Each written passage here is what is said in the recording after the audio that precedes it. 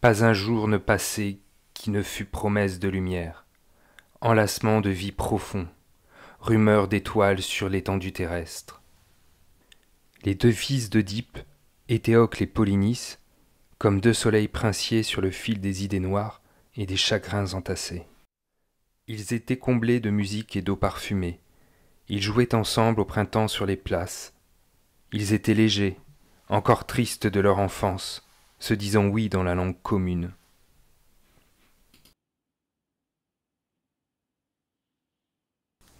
Ismène, ce sont les funérailles de nos deux frères. Créon ne juge-t-il pas un seul les deux dignes d'une sépulture? Ne la refuse-t-il pas à l'autre? Il traite à ce qu'on dit Éthéocle comme il se doit, avec les égards qu'exigent la justice et la règle. Il l'a enseveli, recouvert de terre, afin qu'il soit bien reçu des morts qui y reposent. Quant à la malheureuse dépouille de Polynice, l'on a fait savoir à ce qu'on dit qu'il était interdit à tout citoyen de le cacher dans un tombeau et de se répandre en lamentations. On doit le laisser là, sans larmes ni sépulture, une aubaine pour les oiseaux qui guettent toute occasion de faire bombance. Voilà ce que le noble Créon à ce qu'on dit a fait proclamer. Cela te concerne autant que moi, je dis bien moi. Il vient ici pour faire savoir à ceux qui l'ignorent explicitement. Il ne prend pas cette affaire à la légère. Que toute personne qui ne respectera pas cette interdiction sera lapidée à mort à l'intérieur de la cité. On en est là, et l'on va tout de suite savoir si tu es d'un sang noble ou indigne de tes grands ancêtres.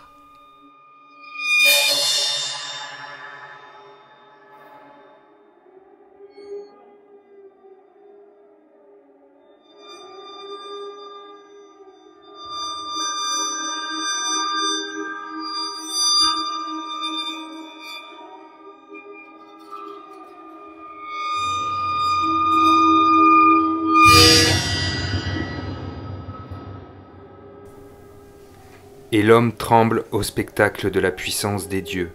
Les dieux n'invoquent nulle raison. Ils disent c'est ainsi. Ils sont prodigues envers l'homme qui n'est rien, à peine risible en ses bas-fonds. Ils lui donnent la vigne et les fêtes grandioses, la justice et la sagesse, l'amour et l'orgueil, les terres conquises sur d'autres terres.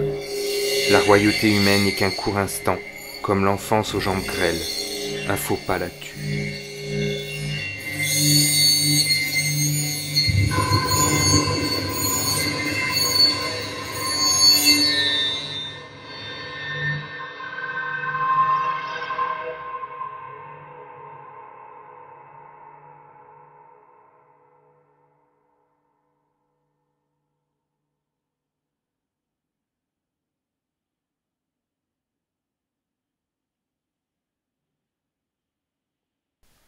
Tunique rouge du plus beau rouge, genoux striés de légères rigoles de sang, bondissant d'une figure à l'autre sur le marbre dur, princier que rasent ses chevilles et réclame justice, l'éblouissante justice de l'enfance perdue.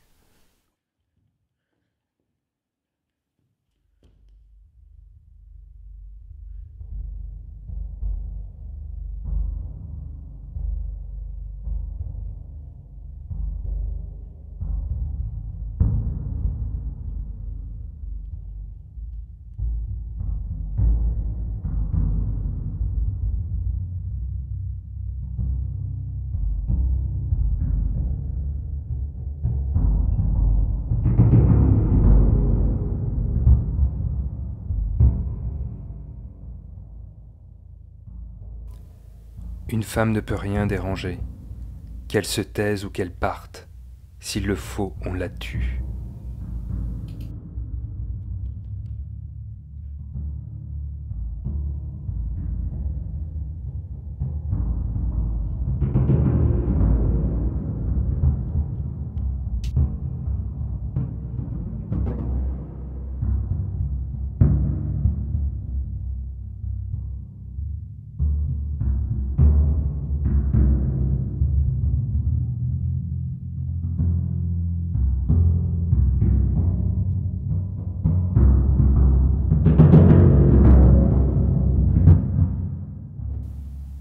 Seul, avec pour horizon la nature verte de fougères et de mousses, la fluidité de l'air et le manque d'air, le vivre, mourir alors que la mue de la voix n'est pas accomplie.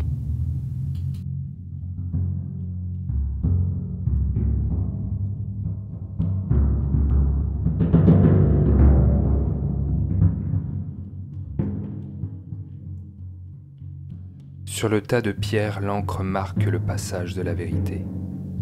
La justice est à crier, douleur et perte.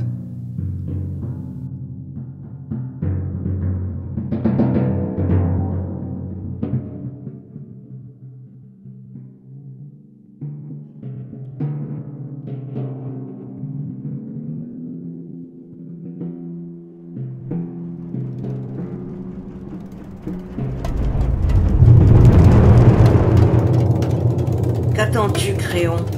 Il n'est pas un seul de tes mots qui me soit agréable, et je ne souhaite pas que cela change. Et mes propos ne peuvent que être désagréables. D'où pourrais-je tirer une gloire plus grande que celle d'avoir enseveli mon frère dans un tombeau? Et tous ces gens reconnaîtraient qu'ils en sont heureux si la peur ne leur clouait pas la langue. Entre autres avantages, la tyrannie permet de faire et de dire ce que l'on veut.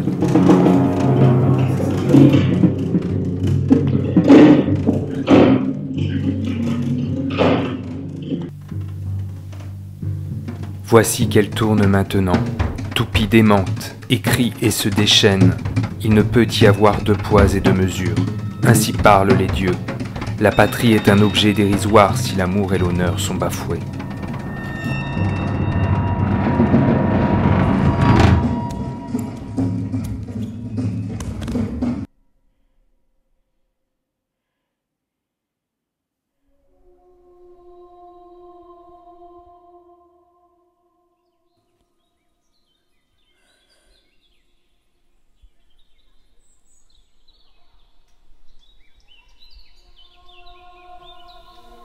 Elle a une profonde inspiration. Ses mains se crispent puis se dénouent, amassent le linceul de fortune, de terre, poussière et feuillage qu'elle répand sur toute la longueur du supplicié.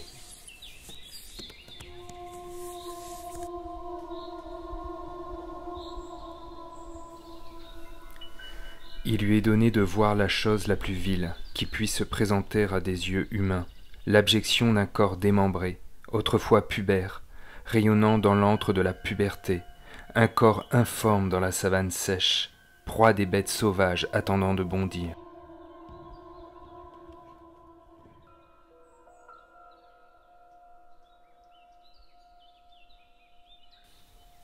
Le tyran fit taire la jactance, méprisa les oracles qui voyaient de grands malheurs arriver.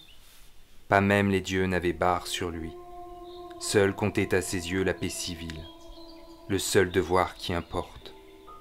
Il ne put souffrir la trahison d'un des fils les plus glorieux du royaume, rejeton d'un grand roi, ni la folie d'une femme agissant selon le caprice de sa conscience malade. Le cœur de cette femme n'est pas plus large, ni sa douleur incomparable. Personne n'a jamais vu que le destin d'une cité se joue sur une poignée de terre.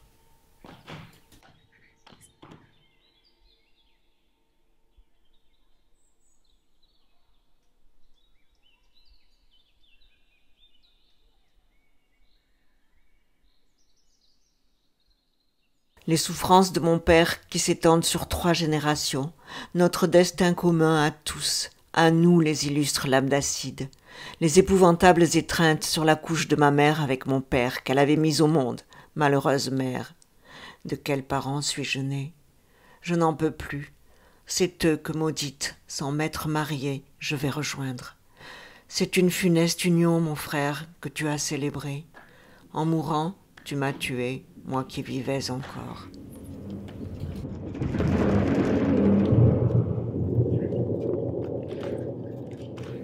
Qu'importe de mourir si une vie manque. La voici qui s'élance poings et dents serrés. Regardez-la en clameur, en infante, en toupie démente. Sa candeur brûle au toucher. Emportement des sens, rage et suffocation.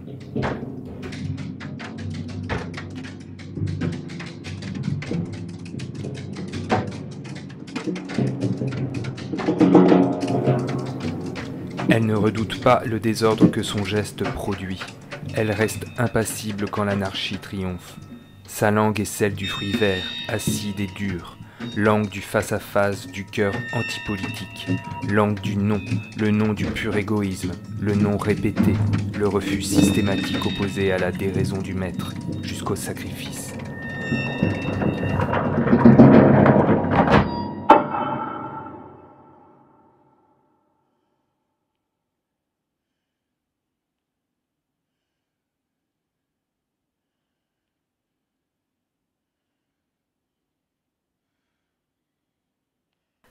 Tournez les yeux vers moi, citoyens de ma patrie. C'est mon dernier voyage, je pars. Pour la dernière fois, je regarde l'éclat du soleil. Je ne le ferai plus. Hadès, qui offre une couche à tous ses hôtes, m'emmène vivante aux berges de l'Achéron. Je n'aurai pas entendu les airs de l'Hyménée, et dans ma chambre nuptiale, aucun chant ne m'aura accueilli. C'est l'Achéron qui sera mon époux.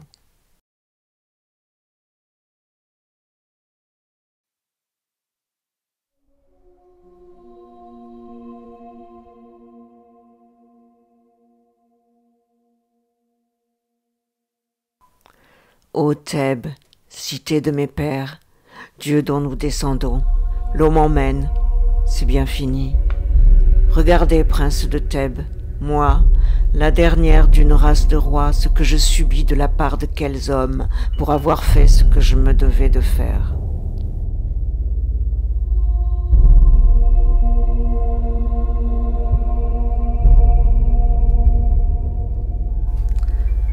Ô tombeau, aux chambres nuptiales, souterraines demeures qui se referment pour toujours.